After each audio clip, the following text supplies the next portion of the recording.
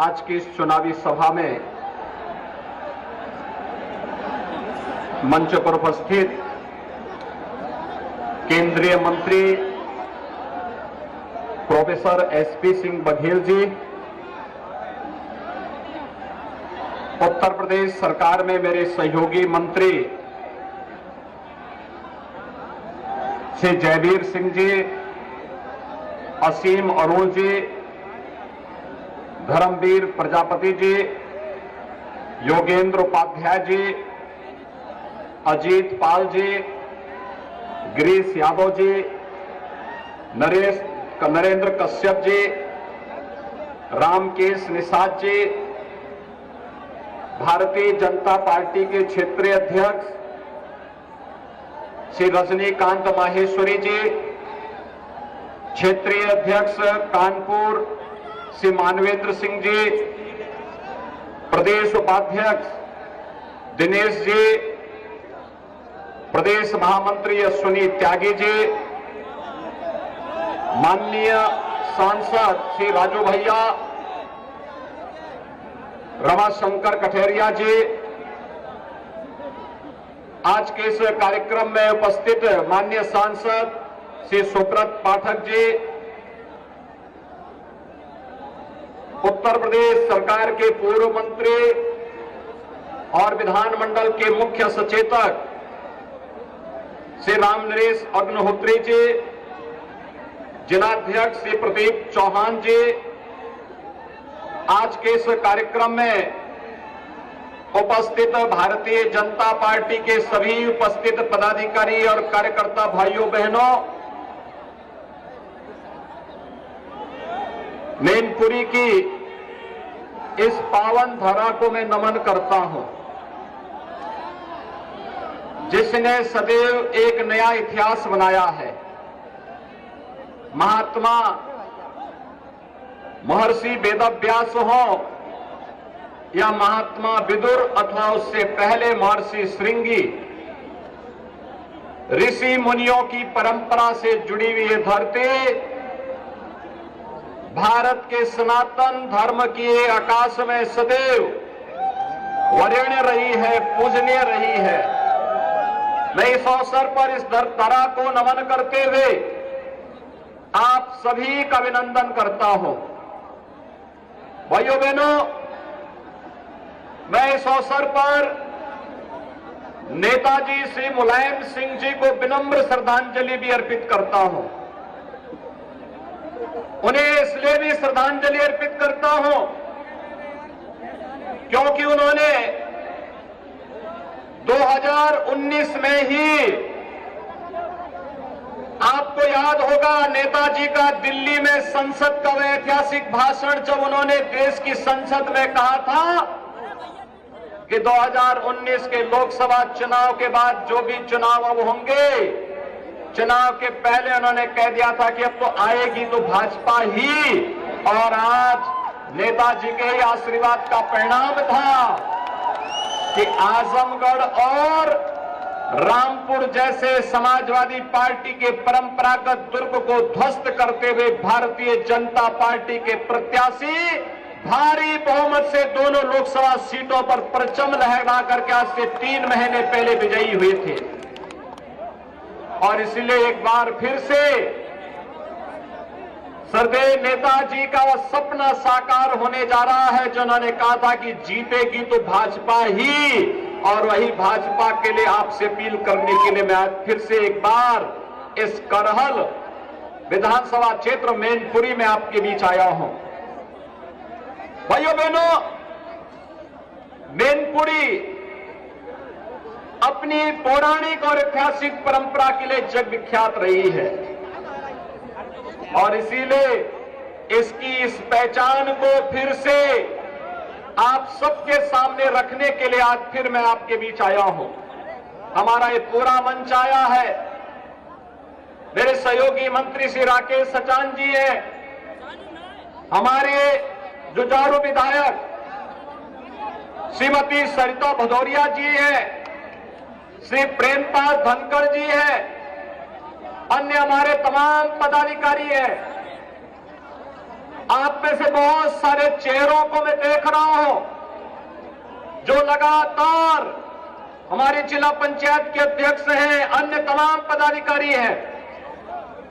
लेकिन भाइयों बहनों, मैं इसीलिए आपको कहने के लिए आया हूं, इतिहास अवसर सबको देता है, लेकिन कुछ ही लोग इतिहास बना करके इतिहास में स्वर्णाक्षरों में अपना नाम लिखाते हैं। और मैनपुरी के भाइयों बहनों, आपको इतिहास बनाने का एक नया अवसर मिल रहा है।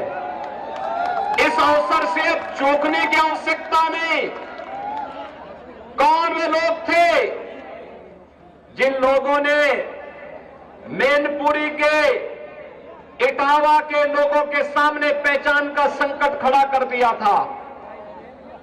कौन वे लोग थे जिन लोगों ने उत्तर प्रदेश की सत्ता में आकर के सत्ता को अपनी पपोती बना करके इटावा हो, मैनपुरी हो, फिरोजाबाद हो, आगरा हो, एटा हो, कानपुर हो, या फिर उत्तर प्रदेश के प्रत्येक नौजवान के सामने पहचान का संकट खड़ा किया, गरीब को उसकी आजीविका से वंचित किया, अन्नदाता किसानों को मिलने वाली शासन की सुविधा से वंचित किया। उन लोगों को चिन्हित करके अब समय आ गया है, लोकतंत्र की अपनी ताकत का एहसास कराने की आवश्यकता है। और उसी ताकत का एहसास कराने के लिए आज मैं आपके पास आया हूं कहने के लिए। भाइयों बहनों, कुछ लोग हैं जो सेकुलरिज्म के नाम पर राजनीति तो करते हैं, बड़े बड़े नारे लगाते हैं, अपने को समाजवादी कहते हैं, लेकिन वास्तविक चरित्र उनका केवल परिवारवाद का है। वे परिवारवाद से कभी उभर नहीं पाए हैं। सब कुछ परिवार को चाहिए। राष्ट्रीय अध्यक्ष भी परिवार का, मुख्यमंत्री भी परिवार का, राष्ट्रीय महासचिव भी परिवार का, सांसद भी परिवार का, ब्लॉक प्रमुख भी परिवार का, विधायक भी परिवार का। परिवार के दायरे से बाहर कोई नहीं निकल पाता है। उन लोगों से ऊपर उठ करके भारतीय जनता पार्टी ने, आपने देखा होगा 2014 में प्रधानमंत्री मोदी जी ने जो मंत्र देश को दिया था, वास्तव में जो मंत्र है सबका साथ और सबके विकास का, जिसमें विकास सबका, भेदभाव किसी के साथ नहीं, लेकिन तुष्टीकरण किसी का नहीं। भाइयों बहनों, यही वह मंत्र है जो लोक कल्याण का माध्यम बन रहा है, जो प्रत्येक नागरिक के जीवन में परिवर्तन का कारक बन रहा है, जो प्रत्येक नागरिक के जीवन में उनके स्वावलंबन का आधार बन रहा है। आपने देखा होगा, अगर किसी व्यक्ति, समाज, पार्टी की कसौटी की परीक्षा लेनी हो तो संकट के समय जो आपके साथी हो वही सच्चे साथी हो सकते हैं। कोरोना कालखंड इसका ऐतिहासिक उदाहरण है। भाइयों बहनों, कोरोना कालखंड में आपने देखा होगा, फ्री में टेस्ट, फ्री में उपचार, फ्री में वैक्सीन और फ्री में राशन देने का काम भी किया। मैं आपसे पूछना चाहता हूं, आपके विधायक यहां कोरोना कालखंड में यहां हालचाल लेने के लिए आए थे क्या? आएंगे भी नहीं, क्योंकि उनको आपके पास आने की फुर्सत ही कहां। अपनी मित्र मंडली से जब फुर्सत हो तो आपका हालचाल ले, उनको तो वहीं से फुर्सत नहीं होती होगी। इसलिए भाइयों बहनों, आएंगे भी नहीं और उनकी स्थिति यही है, कभी नहीं आएंगे आपका हालचाल लेने के लिए। संकट के समय आपके साथ खड़े नहीं हो सकते। वहां तो केवल और केवल आपको इमोशनल रूप से मैनपुरी को एक बार फिर बहकाने के लिए आ रहे हैं। लेकिन भाइयों बहनों, राजनीति इमोशनल विषय नहीं हो सकता। ये इमोशनल हमें कॉमन मैन के प्रति होना चाहिए। जिसके पास आवास नहीं उसको आवास मिलना चाहिए, जिसके पास शौचालय नहीं उसको शौचालय मिलना चाहिए, जिसके पास रोजगार नहीं उसको रोजगार मिलना चाहिए, जिसको सुरक्षा की आवश्यकता उसको सुरक्षा मिलनी चाहिए। लेकिन भाइयों बहनों, समाजवादी पार्टी की सरकार 4-4 बार थी, इनके अपने बड़े बड़े बंगले बन गए, लेकिन मैनपुरी इटावा के गरीबों के मकान नहीं बन पाए। इनकी जमीनों पर कब्जा जरूर हो गया, लेकिन इनके अपने मकान नहीं बन पाए, इनके विद्युत के फ्री के कनेक्शन नहीं मिल पाए, इनके घर में शौचालय नहीं बन पाए, इनको उज्ज्वला योजना के रसोई गैस के कनेक्शन नहीं मिल पाए। इनका राशन तो समाजवादी पार्टी की सरकार के समय वही माफिया हड़प जाते थे जिन माफियाओं को समाजवादी पार्टी ने पाला पोसा। लेकिन भाइयों बहनों, आज मैं कह सकता हूं, प्रधानमंत्री मोदी जी के आने के बाद हर गरीब को बिना भेदभाव के आवास की सुविधा उपलब्ध हो रही है। और मैं फिर एक बात तो कह सकता हूं, हमने अब तक प्रदेश में 45 लाख गरीबों को एक आवास उपलब्ध कराया है। 10 लाख आवास हमारा तैयार है जो हम देने जा रहे हैं गरीबों को। और फिर मैं इस बात को कहता हूं, हर गरीब को एक आवास फिर रखने के लिए उपलब्ध कराएंगे। हमारे लिए उसमें कोई जाति मत मजहब नहीं, उत्तर प्रदेश का नागरिक होगा, उसके पास सिर ढकने के लिए अपना आवास होगा। हर गरीब के घर में शौचालय होगा, हर गरीब को विद्युत के निःशुल्क कनेक्शन मिलेंगे, हर गरीब के घर में रसोई गैस का कनेक्शन भी होगा, हर गरीब को राशन की सुविधा का लाभ भी मिलेगा और बिना भेदभाव के उत्तर प्रदेश के हर नौजवान को नौकरी और रोजगार की गारंटी भी मिलेगी।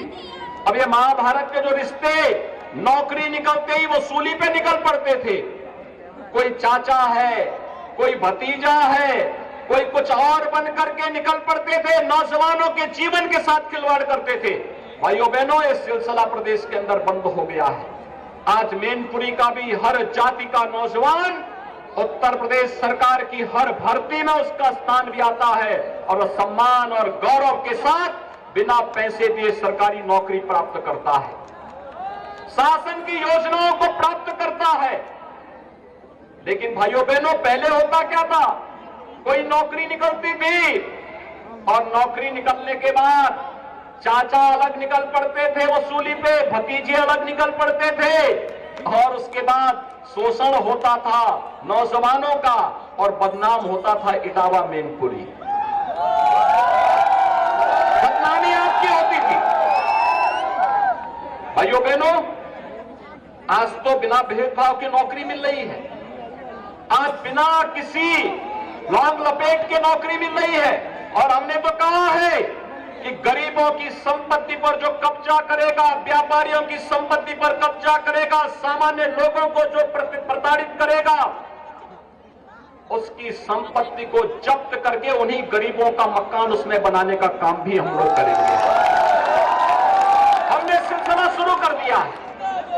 आप देख रहे होंगे इन माफियाओं की सैकड़ों करोड़ की संपत्तियां हम जब्त कर रहे हैं, गरीबों के लिए आवास बना रहे हैं और जिसने भी हड़पी होगी उसको ब्याज सहित उसका चुकता तो करना ही पड़ेगा, इसमें कोई संदेह नहीं होना चाहिए। और इसीलिए मैं आज आपसे कहने के लिए आया हूं कि भाइयों बहनों, आपने विधानसभा चुनाव में तमाम अफवाहों को दरकिनार करते हुए मैनपुरी और भोगांव विधानसभा सीट पर हमें चुनाव जिता करके भेजा। आज विकास द्रुत गति से वहां पर आगे बढ़ा है। आप यहां पर लोकसभा, मैनपुरी लोकसभा को भारतीय जनता पार्टी की झोली में डालिए और मैं आपको आश्वस्त करने के लिए आया हूं कि भाइयों बहनों, विकास के मामले में भी कोई भेदभाव नहीं होगा। आपको सुरक्षा की गारंटी सरकार देगी। आपके साथ किसी भी प्रकार से कोई आपकी सुरक्षा में सेंध नहीं लगा सकता और अगर लगाएगा तो ब्याज सहित फिर उसको चुकता करने के लिए भी तैयार रहना पड़ेगा। भाइयों बहनों, मैं एक दिन बयान पढ़ रहा था, चाचा शिवपाल का, उनकी स्थिति तो पेंडुलम जैसी हो गई है। पेंडुलम आपने देखा होगा ना, बेचारे को पिछली बार देखा कितना बेइज्जत करके भेजा था, कुर्सी तक नहीं मिली, कुर्सी के हैंडल में बैठना पड़ा था और फिर उनको वही चीज याद आ जाती। कभी कभी उनको याद आता है भाइयों बहनों, जीवन में पेंडुलम कभी नहीं बनना चाहिए। पेंडुलम का कोई लक्ष्य नहीं होता है। आजकल एक अंतर्राष्ट्रीय स्तर पर फुटबॉल का टूर्नामेंट हो रहा है, फीफा का। फुटबॉल की तरह जब भी व्यक्ति घूमता है, एक किक मारता है, दूसरा दूसरी तरफ से मारता है, उस बेचारे की स्थिति नाचने की होती है। कुछ लोग फुटबॉल बन गए हैं, उनकी कोई गति नहीं है। फुटबॉल बनने से बचना होगा। बहुत स्पष्टता के साथ सम्मान और स्वाभिमान के लिए कार्य करना होगा। इस सम्मान और स्वाभिमान मैनपुरी का, यहां के विकास का, यहां के गरीबों का, यहां के किसानों का, यहां के नौजवानों का, और इसी सम्मान और स्वाभिमान की रक्षा करने के लिए भारतीय जनता पार्टी ने श्री रघुराज सिंह साक्य जैसे कार्यकर्ता को आपके बीच में सांसद पद के प्रत्याशी के रूप में उतारा है। भाइयों बहनों, हमारे यहां कोई जाति नहीं, कोई मत और मजहब का भेद नहीं। हर कार्यकर्ता हर पद पर जा सकता है। आपने देखा होगा, हमारे दो क्षेत्रीय अध्यक्ष हैं, प्रदेश महामंत्री हैं, प्रदेश उपाध्यक्ष हैं, प्रदेश सरकार के मंत्री हैं। कोई भी एक परिवार का नहीं, लेकिन अलग अलग परिवार, अलग अलग जाति के होने के बावजूद हम भाजपा परिवार के एक हिस्से हैं। कोई भी अपने को अलग नहीं करता है। और उसी भाजपा परिवार में मैनपुरी को मिलाने के लिए आज मैं आया हूं। यहां पर भेदभाव किसी के साथ नहीं, यहां तो सबका साथ, सबके विकास का भाव होता है। कल भाइयों बहनों में अयोध्या में था। अयोध्या में भगवान राम का भव्य मंदिर का निर्माण हो रहा है, बहुत भव्य मंदिर निर्माण हो रहा है। वहां के विकास कार्यों को देख करके मन आनंदित हो रहा था। बड़ी भव्यता के साथ अयोध्या में राम मंदिर का निर्माण हो रहा है, और साथ साथ अयोध्या के विकास को 30,000 करोड़ रुपए की परियोजनाएं डबल इंजन सरकार की आज अयोध्या के अंदर क्रियान्वित हो रही है। विकास की प्रक्रिया आपके क्षेत्र में भी आगे बढ़ेगी, और इसके लिए अच्छे जनप्रतिनिधि चुनने की आवश्यकता है, अच्छे लोगों को चुनने की आवश्यकता है, अवसरवादियों को नहीं, जो केवल चुनाव के समय नातेदारी रिश्तेदारी गाड़ते हो उनको नहीं, जो आपके सुख दुख में सही मायने में खड़े हो सकते हो, सम विषम परिस्थितियों में खड़े हो सकते हो, हमेशा आपके साथ खड़े हो सकते हो, ईमानदारी के साथ मैनपुरी के विकास की बात कर सकते हो, ईमानदारी के साथ आपके साथ आ सकते हो, वे लोग ही यह कार्य कर सकते हैं। और इस दिशा से भारतीय जनता पार्टी नेतृत्व ने बहुत सूझबूझ से यहां पर श्री रघुराज सिंह साक्य को अपना प्रत्याशी बनाकर के आपके बीच में उतारा है। भाइयों बहनों, मैंने श्री रघुराज सिंह साक्य जी के कार्य को बहुत नजदीक से देखा है। संसद में हम लोग साथी सांसद भी थे, और तब भी अपनी शालीनता, अपनी एकाग्रता, अपना धैर्य कभी भी उन्होंने नहीं खोया। पूरी ईमानदारी के साथ अपने क्षेत्र के विकास के लिए, अपने नागरिकों के हितों के लिए वे कार्य करते रहे। आपने देखा होगा, लगातार वे आपके बीच में हैं, और आज बीजेपी परिवार में वे शामिल हुए। बीजेपी में शामिल होने के बाद कहीं कोई पद की मांग उन्होंने नहीं की, केवल एक सामान्य कार्यकर्ता के रूप में कार्य करते रहे, और सामान्य कार्यकर्ता के रूप में कार्य करते करते भारतीय जनता पार्टी नेतृत्व ने उनके कार्य को देखा, और उसके बाद तय किया कि अब मैनपुरी किसी परिवार की विरासत नहीं बन सकती। मैनपुरी एक सामान्य कार्यकर्ता के नेतृत्व में विकास की एक नई ऊंचाइयों को छुएगा, और इसलिए मैनपुरी उपचुनाव में श्री रघुराज सिंह साक्य जी को भारतीय जनता पार्टी ने अपना प्रत्याशी बनाकर के आपके बीच में उतारा है। भाइयों बहनों, मैं आप तो केवल आपको इस बात के लिए आश्वस्त कर सकता हूं कि आप भारतीय जनता पार्टी पे विश्वास करिए। मैनपुरी विधानसभा और भोगांव विधानसभा ने विश्वास किया। आज वहां पर विकास की नई योजनाओं को लेकर के हमारे दोनों विधायक श्री जयवीर सिंह जी, श्री रामनरेश अग्निहोत्री जी वहां पर कार्य कर रहे हैं। इटावा से श्रीमती सरिता भदौरिया जी कार्य कर रही हैं। लेकिन भाइयों बहनों, बाकी विकास की योजनाओं के बारे में बताने वाला, वहां के नागरिकों की समस्याओं का समाधान करने वाला वह भी तो होना चाहिए। और इस बीच से अगर मैनपुरी से भारतीय जनता पार्टी उपचुनाव में जीतती है तो भाइयों बहनों, विकास की इतनी योजनाएं यहां के आम नागरिक के हित को ध्यान में रख करके सामने आएंगी, उसकी कोई कल्पना ही नहीं कर पाया होगा। और भाइयों बहनों, वैसे ही जैसे लोग सोचते नहीं थे कि हर गरीब को शौचालय मिलेगा, जैसे लोग सोचते नहीं थे कि हर गरीब को मकान मिल पाएगा, जैसे कोई सोचता नहीं था कि हर वृद्धजन को, हर निराश्रित महिला, विधवा महिला को, हर दिव्यांग जन को 1000 रुपए की पेंशन यानी 12,000 रुपए सालाना पेंशन की सुविधा मिल पाएगी। यह भी तो डबल इंजन की सरकार ने किया है। अगर इन समाजवादियों का बस चलता, इन गरीबों के पेंशन भी लोग हड़प जाते, ये भी हड़प जाते, गरीबों का राशन हड़प जाते। लेकिन भाइयों बहनों, आज तो हम 15 करोड़ गरीबों को प्रदेश में राशन की सुविधा उपलब्ध करवा रहे हैं। 15 करोड़ गरीबों को रोजगार की नई संभावनाएं आगे बढ़ रही हैं, नई नौकरियां लग रही हैं, सुरक्षा का एक बेहतर माहौल प्रदेश में हुआ है। जो पेशेवर खनन माफिया, भू माफिया कभी इटावा और मैनपुरी में हावी होकर के गरीबों की संपत्तियों पर, व्यापारियों की संपत्तियों पर कब्जा करते थे, आज उन भू माफियाओं को भी मालूम है अब ये संपत्ति कब्जा करेंगे तो जो अभी कब्जा कर रहे हैं तो जाएगा ही जाएगा, बाप दादों की कमाई भी चली जाएगी। और इसलिए अब उनको एक चेतावनी भी है, वार्निंग भी है।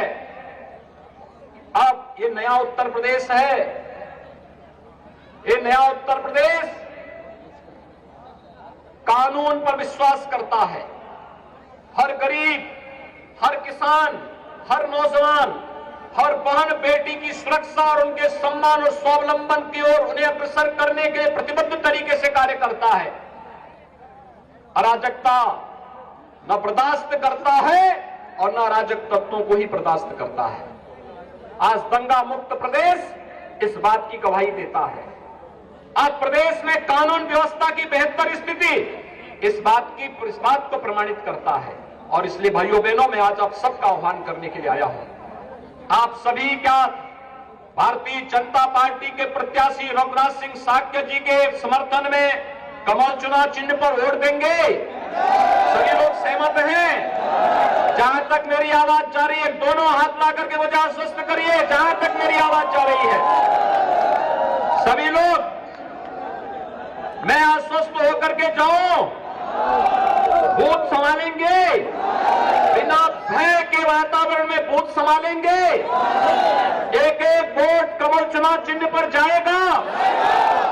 लेकिन भाइयों बहनों, चुनाव है 5 दिसंबर को, और 5 दिसंबर को होने वाले चुनाव में यह संभव नहीं कि एक एक बूथ पर हमारा प्रत्याशी जाए और एक एक घर में चला जाए।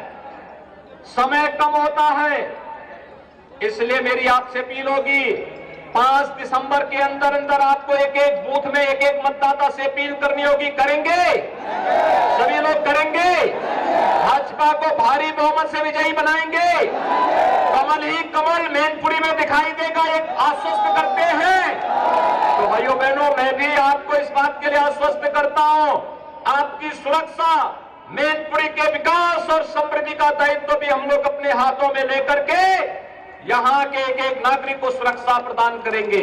आप सबसे मेरी अपील है, श्री रघुराज सिंह साक्य को कमल चुनाव चिन्ह पर जब मतगणना होगी तो कमल ही कमल हर बूथ पर खिलना चाहिए। आप सहमत हैं? मेरे साथ भी बोलेंगे, भारत माता की।